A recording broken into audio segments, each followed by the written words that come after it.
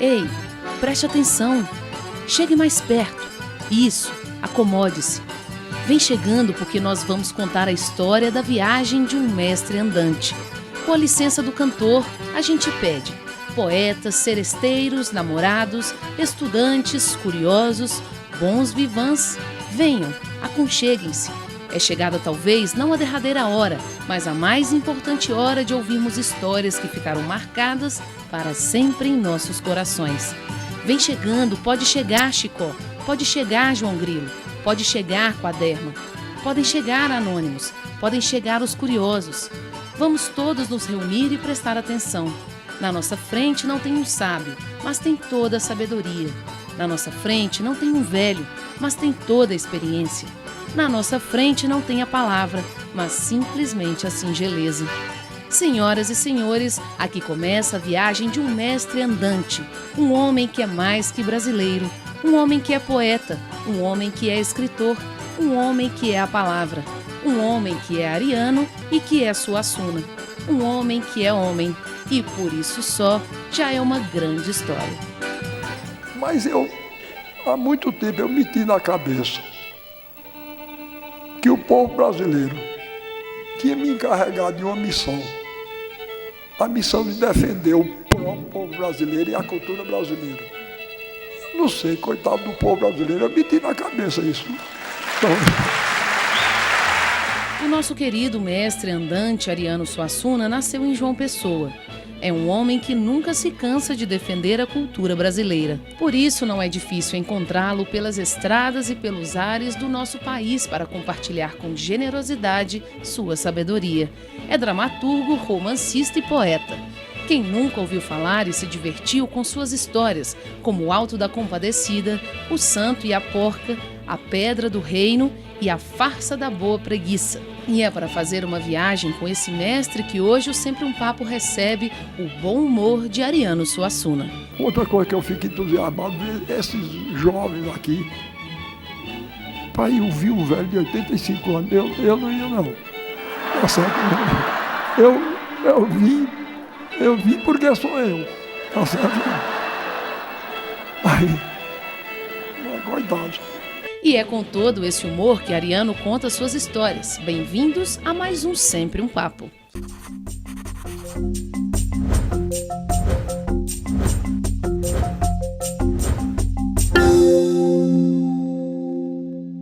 Então agora, aqui hoje, nesta noite, chegou o momento de abrirmos a temporada pernambucana em Minas. E para nosso privilégio, para nossa alegria, nós conseguimos que o Ariano Suassuna viajasse de Recife para Belo Horizonte para dar esse presente para nós mineiros que abrir essa temporada com sua aula, com sua palestra. Portanto, mestre Ariano, seja muito bem-vindo, obrigado mais uma vez pela presença. A Minas Gerais e a Fiat te recebem aqui de ouvidos bem apurados, olhos limpos e braços muito abertos. Obrigado. O primeiro grande pensador que se dedicou a explicar o riso foi Aristóteles, o grande grego.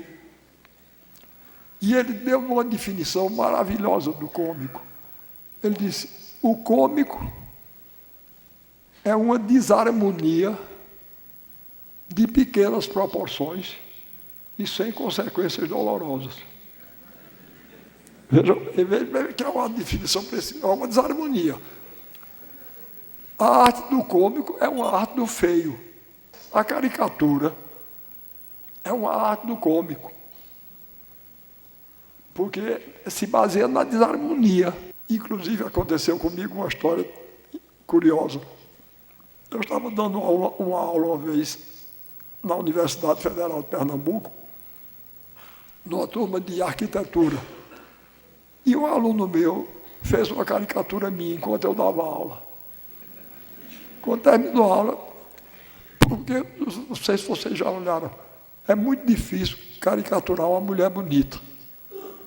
Exatamente porque as feições dela são harmoniosas e não tem o que exagerar para mostrar, para tornar cômico. Já eu, coitado de mim, eu sou um prato, não é? para um caricaturista, não é? Basta botar essa sobrancelha branca, horrível.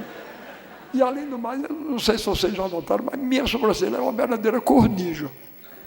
Isso aqui, o olho é fundo e a sobrancelha aparece. Então, vem uma careca com um cabelinho bem pouco. Aí depois um nariz grande, a boca funda. Né? Eu tenho a boca funda. Inclusive, eu tenho um traço curioso. Isso meu, esse beiço aqui, é comprido. Nunca ninguém vê meus dentes. Outro dia eu encontrei uma mulher inconveniente no Recife, na rua, eu falando com ela, eu sou amigo do filho dela, e eu falando e ela olhando para mim.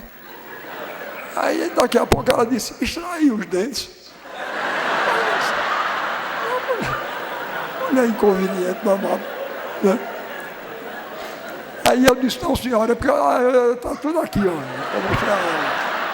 Repare que inconveniente. Então, foi bem, aí como eu estava dizendo, eu cheguei em casa com a caricatura, eu pedi ao meu aluno, eu gostei da caricatura e pedi a ele, ele me deu. Quando eu cheguei em casa, eu mostrei. Eu disse, olha uma caricatura que meu aluno fez de mim hoje, não está boa. Aí todos olharam, mas eu tenho uma filha muito atrevida, chamada Isabel. Ela pegou assim, olhou e disse, papai, isso não é uma caricatura não, é um retrato. Eu tenho cara de caricatura. Né? Mas bem, agora vocês vejam, essa desarmonia, que se fosse de proporções monstruosas, aí vocês não riem mais de mim, não. Vocês iam ficar com pena. Tá certo? O Homem-Elefante, por exemplo, não é?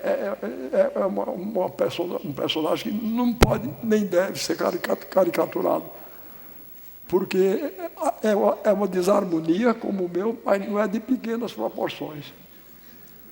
E tem consequências dolorosas.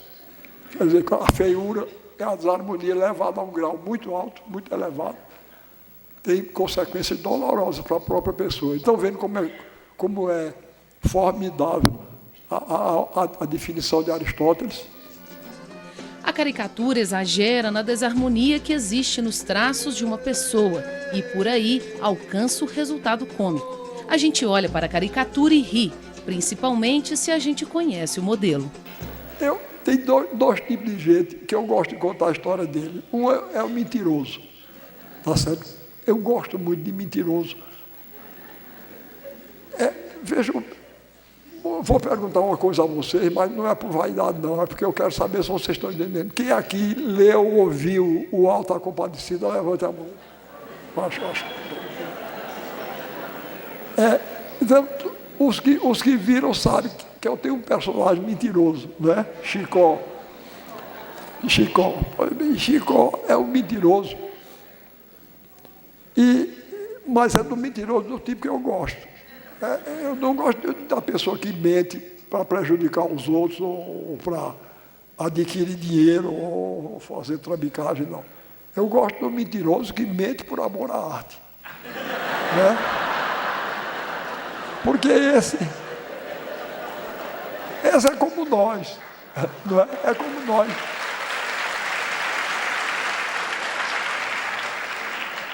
Porque, não sei se vocês já notaram, mas os escritores são grandes mentirosos.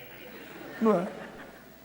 O próprio Auto da Compadecida, se vocês repararem, aquilo é uma mentira enorme. Não é?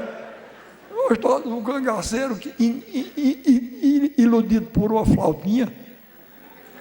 Vá para um cangaceiro de verdade. Se João Grilo fosse com aquela conversa da flauta, levava um tiro, coitado, que passava o resto da vida morrendo. Não é? Não é nada daquilo é verdade. Mas é a tal coisa. Para a verdade, a gente fica com a verdade, com a vida cotidiana mesmo. E esses mentirosos gratuitos, líricos, como Chicó, tornam a vida mais bonita. Não é? Um mentiroso lá, em Pernambuco agora, do Recife, ele me disse que o pai dele é o maior produtor de mel de abelha do Estado, porque conseguiu fazer um cruzamento de abelha com vagalume. E os mestiços trabalham de dia e de noite, à luz das velas. É uma maravilha, né? O abelhume não existe não, mas devia existir, e ele inventou, não é? A outra qualidade de gente, de quem eu gosto muito, são os doidos. É exatamente por isso, o escritor é um camarada que normalmente vê o que os outros não veem. Ou então o seguinte, não sei se vocês já notaram, mas existem dois momentos no ato de ver. Um é o momento de avistar, que é fácil. O outro é o momento de enxergar, que aí não é todo mundo que enxerga, não. Ver, avistar é fácil, mas enxergar de verdade.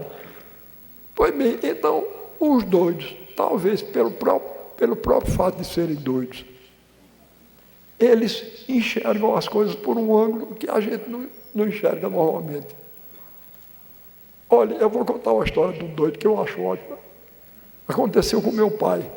Meu pai governou a Paraíba entre o ano de 1924 e o ano de 1928. E quando ele estava no governo, o grande psiquiatra brasileiro da época era um médico chamado Juliano Moreira, que foi o precursor da psicoterapia pelo trabalho.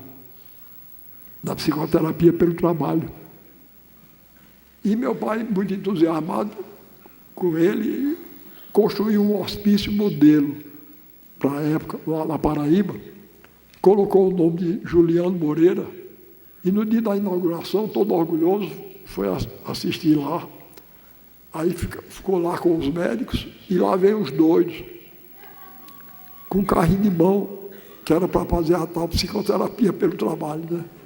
E todos os doidos disseram, e um dos doidos com o carrinho de cabeça para baixo.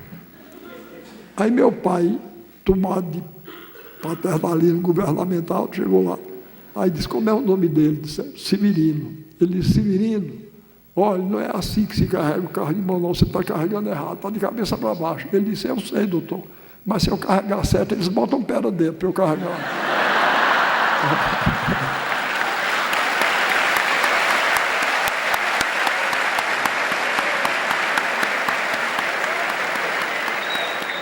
Eu gosto de histórias que me façam sair do cotidiano.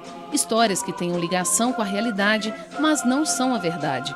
O autor faz uma espécie de acordo com o público. Vocês acreditam que isso é verdade e podemos pensar nessa história durante 1h30. É daí que vem a minha simpatia pelo mentiroso. Me lembrei de uma história muito boa. Diz que passaram, é outra história brasileira, um doido passou pelo outro assim, nos corredores do hospício, né? Aí um disse para o outro, disse, ei, cadê a continência? O outro disse, continência? Por que eu vou fazer continência para você? Ele disse, porque eu sou o imperador Napoleão Bonaparte. O outro disse, deixa de tua conversa, rapaz, tu és lá imperador. Quem foi que te nomeou imperador? Aí o outro disse, Jesus Cristo. Aí o outro disse, eu?